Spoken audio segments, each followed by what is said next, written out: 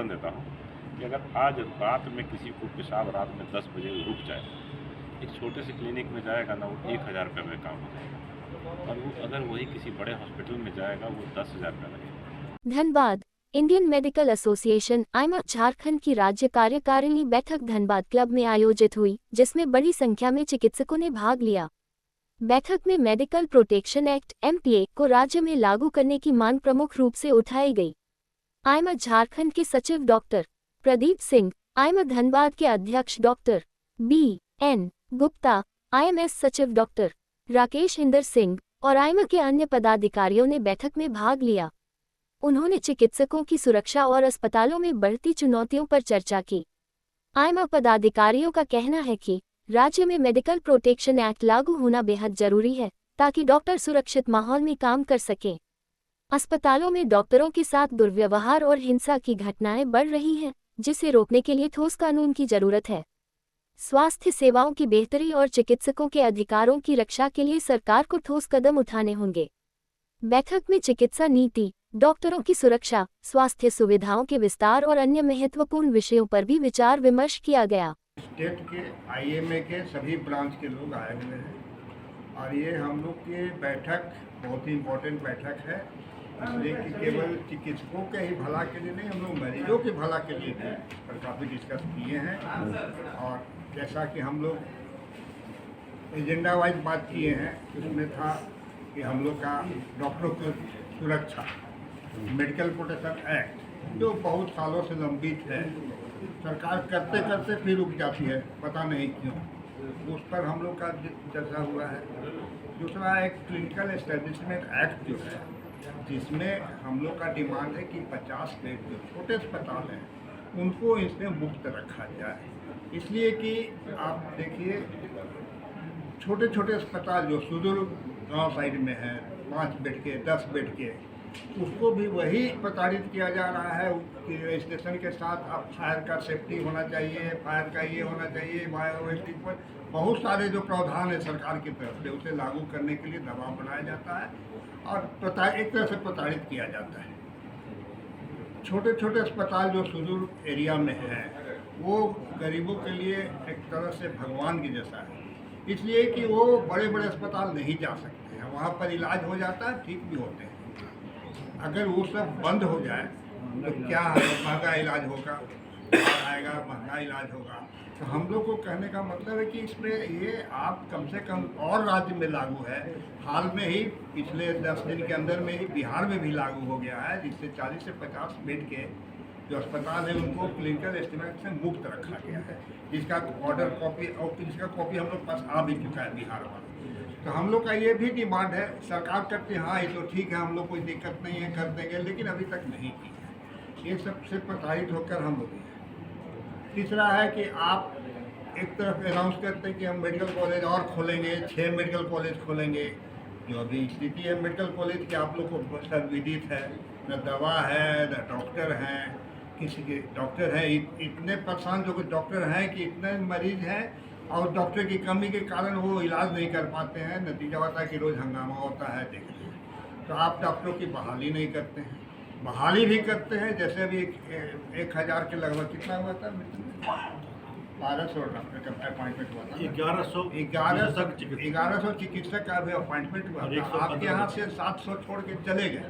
सरकार को सोचना चाहिए क्यों जा रहे हैं, तो बगल के राज्य में जा रहे हैं, बंगाल में बिहार में जा रहे हैं, तो क्यों, ये सोचना चाहिए। इसलिए कि आप डॉक्टर के न सुविधा दे रहे हैं, न सुरक्षा दे रहे हैं और पैसा दे रहे हैं।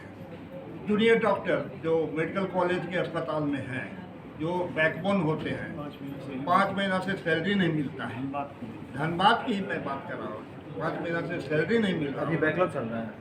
हाँ, 5 महीने से और वो लोग कल अगर हड़ताल कर देता तो हॉस्पिटल पर लाइन हो जाएगा पूरा। तो ये है, ये सब स्थिति लेके हम लोग गंभीरता। कहाँ से लोग आ जाए सर?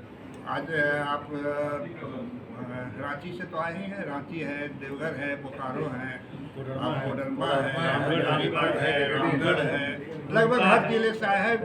जो बहुत सुदूर है से नहीं आ पाए हैं, जैसे पलामू से काफ़ी दूर है, उन लोग नहीं आ पाए हैं, लेकिन हर जिला का रिप्रेजेंटेशन है। ये बड़ा दुख की रंग है और ये बड़ा जो है चिंता की बात है, अफसोस की बात है क्योंकि ये कहानी बहुत पहले से शुरू हुई। पहले हेमंत गवर्नमेंट जो पहले बनी थी, माननीय मुख्यमंत्री थे, उस समय भी कैबिनेट से पास किया गया, उस समय भी विधानसभा के पटल पे आया, प्रवर समिति में दिया गया, सरकार का कार्यकाल समाप्त हो गया, ये कहानी समाप्त हुई। माननीय रघुवर दास जी मुख्यमंत्री बने, उनके समय भी कैबिनेट से पास किया गया और कैबिनेट से पास करने के बाद विधानसभा में लाया गया, प्रवर समिति में लाया गया, प्रवर समिति भी इसको अप्रूव करके कि नहीं इसको दे दिया जाए, विधानसभा के पटल पे इसको पेश कर दिया, उसके बावजूद ये नहीं, दुख की बात थी। सिर्फ नोटिफिकेशन होना बाकी है। हाँ, तीसरा जो है, अब तो जो गवर्नमेंट चली गई तो तीसरा जो है, ये अभी हेमंत गवर्नमेंट के सरकार में पिछले बार जब थी तो भी कैबिनेट से उन्होंने पास करके कहा कि मैं इसको डॉक्टरों को देने के लिए घोषणा करता हूं और जल्द से इसको विधानसभा में करके यहाँ पर लागू करूंगा। फिर विधानसभा में लाया गया, विधानसभा में दो चार विधायक का कुछ दर्ज था उसमें कि इसको ऐसे सुधारा जाए, उसको प्रवर समिति को दे दिया गया और प्रवर समिति में ही वो रह गया और सरकार का कार्यकाल समाप्त हो गया। तो इस तरह से ये लगातार कहानी चलती आ रही है और आप लोगों के माध्यम से मैं पूरी झारखंड की जनता को ये बता कि ये कोई डॉक्टरों को आप स्पेशल अधिकार नहीं दिया जा रहा है। मैं तो कहता हूँ कि ये पेशेंट प्रोटेक्शन एक्ट है। क्यों पेशेंट प्रोटेक्शन एक्ट है कि इसमें जो प्रावधान थे, इसमें प्रावधान क्या था, अस्पताल में जो है रेट चार्ट लगे बीमारी का, अस्पताल में कोई डेड बॉडी को पैसे का अभाव में रोका नहीं जाए, अस्पताल में कोई भी इमरजेंसी एक्सीडेंट कैसे जाता है तो पैसे के अभाव में उसका इलाज नहीं रोका जाए, अस्पताल में अगर कोई एडमिट है, कल आपका कोई एडमिट है, आप जानना चाहते हैं कि हमारे पेशेंट का क्या स्थिति है तो रिटेन वो दे, और अगर ये नहीं देता तो उनका लाइसेंस कैंसिल होगा। डॉक्टर भी अगर ये काम नहीं करेंगे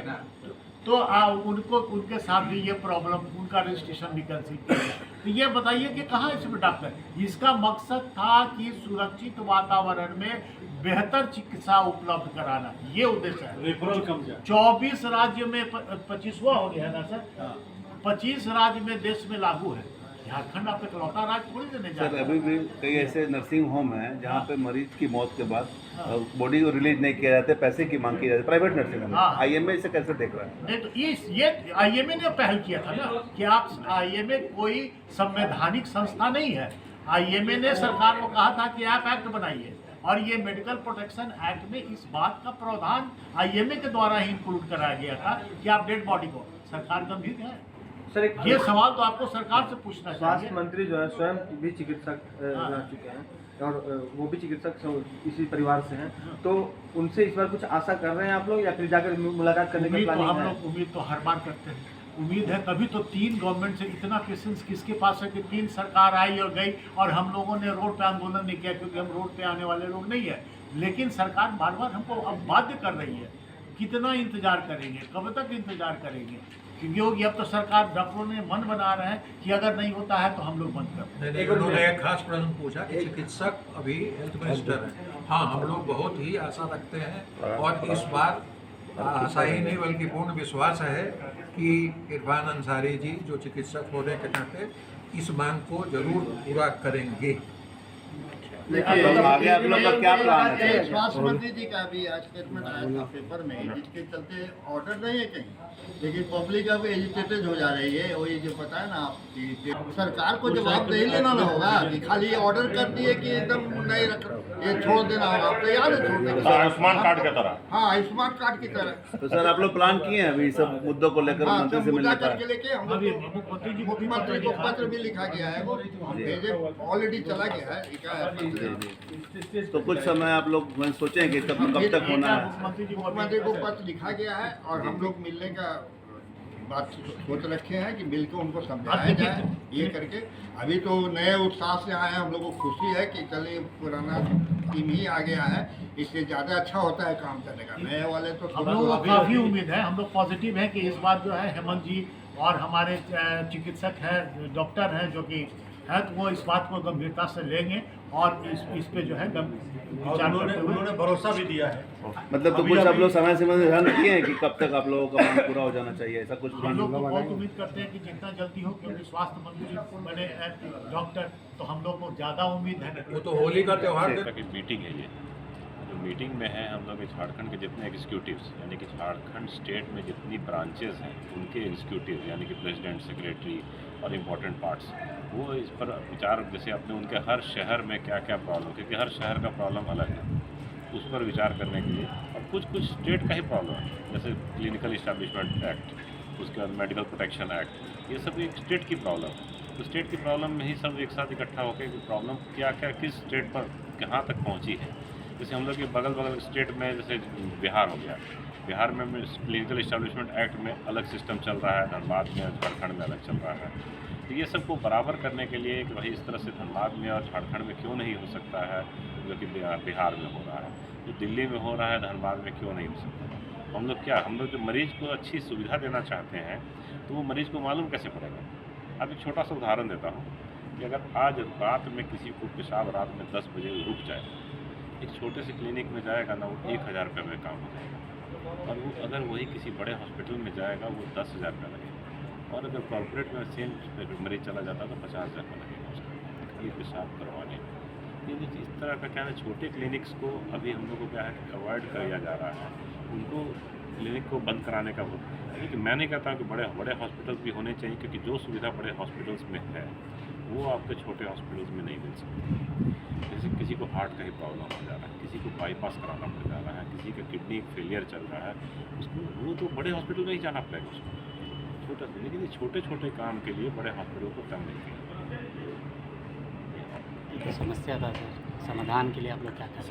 समाधान इसी पर तो मीटिंग जो हम लोग की होती है, ये अपने हर ब्रांच की वो किस तरह से मैनेज कर रही है और क्या चाहती है, ये दोनों चीज़ को हम लोग लेके चलते हैं। ये जो समस्या, तो ये छोटी, मैंने एक उदाहरण दिया, लेकिन ये छोटी समस्या को खत्म, आपको मेडिकल प्रोटेक्शन एक्ट, अगर ये वो एक्ट लागू हो जाएगा टाउन में, तो हर मरीज़ को भी एक सुविधा लगेगी कि मरीज़ को, आज की डेट में मरीज़ क्या करता है, किसी भी पेशेंट को देते अजर अमर, आज कोई भी आदमी जो पैदा होता है वो ऐसा तो है नहीं वो अजर अमर हो गया, उसको कुछ ना कुछ होता है। अगर वो बाई चांस किसी हॉस्पिटल में मर जाता है तो उसके बाद हॉस्पिटल के सामने बॉडी रख के, आज भी एक हॉस्पिटल में धरना प्रदर्शन चल रहा है गोविंदपुर में, तो वो क्या है कि हॉस्पिटल में बॉडी रख के उसमें लगाया है कि भाई इसमें मुआवजा। ये एक छोटा सा उदाहरण है कि भाई आपको जानकारी नहीं है, आप केस कीजिए, डॉक्टर ने अगर गलती की है तो उसको डॉक्टर को सज़ा मिलेगी, पूरी सज़ा दीजिए, लेकिन कोर्ट उसके लिए है।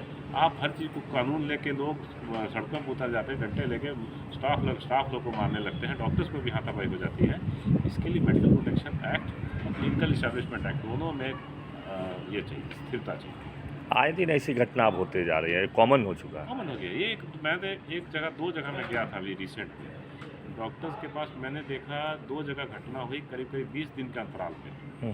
20 दिन के अंतराल पे मैंने देखा कि लोग भी करीब सेम थे, क्योंकि वो 2-3 किलोमीटर के दूरी पे जो फैसला करवाने वाले सेम लोग। तो आज की डेट में पैसा निकल रहा है, मरीज की पार्टी के पास जा रहा है कि नहीं जा रहा है, वो कोई नहीं देख रहा। हॉस्पिटल से उगाही कर रहे हैं, एक बहुत बड़ा ये बिजनेस बन गया, ये बिजनेस बन चुका है।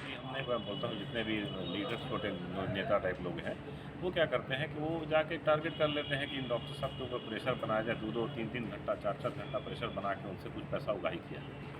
कॉर्पोरेट में वो नहीं सकते, कॉर्पोरेट वाले के पास अपने मीन्स भी हैं, वो झगड़ भी सकते हैं, वो केस भी लड़ते हैं, वो किसी चीज़ से पीछे नहीं हटते हैं कॉर्पोरेट में।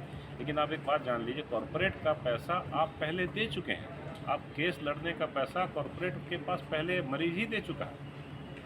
लेकिन छोटे अस्पताल जो काम बहुत सस्ते में कर रहे हैं, अभी एक मैं आपको एकदम प्रैक्टिकल एक जोक सुनाता हूँ, उसको बहुत अच्छी तरह से। एक मरीज के ऊपर डॉक्टर ने बहुत मेहनत किया, हेड इंजरी का केस था, और वो वकील के बेटे को बचा लिया। वकील के बेटे को बचाने के बाद वकील ने पूछा डॉक्टर को, भाई कितनी फीस? तो अगर ये तुम्हारा बेटा मर जाता तो कितने का तुम केस करते? मतलब कम से कम 3 करोड़ रुपए का। बोला कम से कम 20% तो दे दो। तो 20% फीस नहीं दे सकेंगे, बात समझिए। तो इसलिए ये चीज़ है कि आपने अब एक इंश्योरेंस, आपने हॉस्पिटल के पास आपने कुछ पूंजी जमा कर दी है, क्या इंश्योरेंस कर दिएगा, मरीज मेरा मरेगा ही नहीं। अरे भाई अस्पताल में मर रहा है, इसका मतलब है कि आप सोचिए, गोविंदपुर में एक्सीडेंट हुआ, 3 लोग स्पॉट डेथ हो गए, एक पीएमसी में जाके मर गया। और उसमें क्या हुआ कि जो हॉस्पिटल में जाकर वहाँ पर एक आदमी, बाकी पब्लिक ने सारी वहाँ तोड़ फोड़ कर दी। तो आप ऐसा तो है नहीं, 3 आदमी जो वहाँ मर गए अपने रोड एक्सीडेंट में, उसके लिए तो कुछ नहीं किया आपने, रोड जाम कर दिया तो क्या हो गया उससे? आपने कितने लाखों लोगों को फंसा दिया उसमें। इसीलिए छोटे अस्पतालों को जीने दिया जाए ताकि गरीब मरीज उसमें जाकर सस्ते में इलाज करा के चला जाए, और अमीर आदमी के लिए कॉर्पोरेट रहने चाहिए, क्योंकि उनको जो सुविधा चाहिए वहाँ मिलेगी। ठीक है।